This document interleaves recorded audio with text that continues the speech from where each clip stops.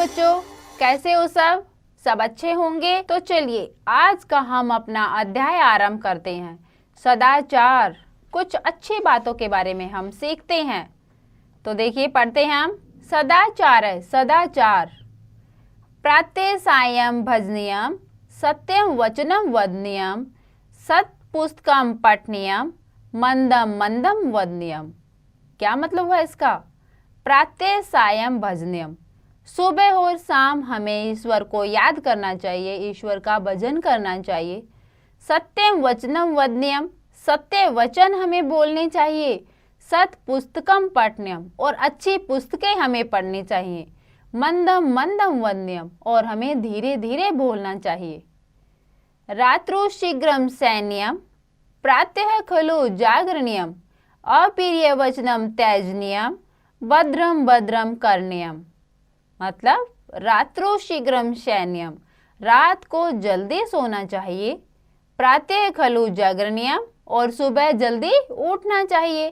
अप्रिय वचनम त्याजनम, अप्रिय जो किसी को प्रिय ना लगे ऐसे वचन को हमें छोड़ देना चाहिए, त्याग देना चाहिए। भद्रम भद्रम करणीयम, और हमें सबका कल्याण करना चाहिए, सबकी भलाई करनी चाहिए। मातृवंदनम करणीयम, पितृवंदनम करणीयम, गुरुर्वंदनम करणीयम, अतिथि वंदनम करणीयम। मतलब हमें माता की वंदना करनी चाहिए, पिता की वंदना करनी चाहिए, गुरु की वंदना करनी चाहिए, और अतिथि की हमें वंदना करनी चाहिए। यानी कि हमें माता, पिता, गुरु, अतिथि और भी जो बड़े व्यक्ति हैं हमें उनकी सबकी वंदना करनी चाहिए। मतलब उनका आदर सत्कार करना चाहिए।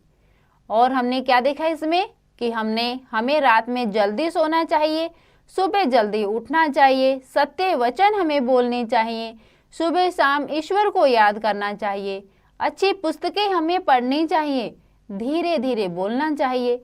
कभी भी ऐसा ना बोलो कि दूसरों को अच्छा ना लगे, अप्रिय मत बोलो, और हमेशा सबकी भलाई करनी चाहिए। तो देखो कितनी सारी अच्छी बातें हैं जिनको हमें अपने जीवन में लाना चाहिए। तो आपको ये सब समझ में आया होगा कि हमने कौन कौन सी हमारी अच्छी बातें हैं जिनको हमें अपनाना चाहिए।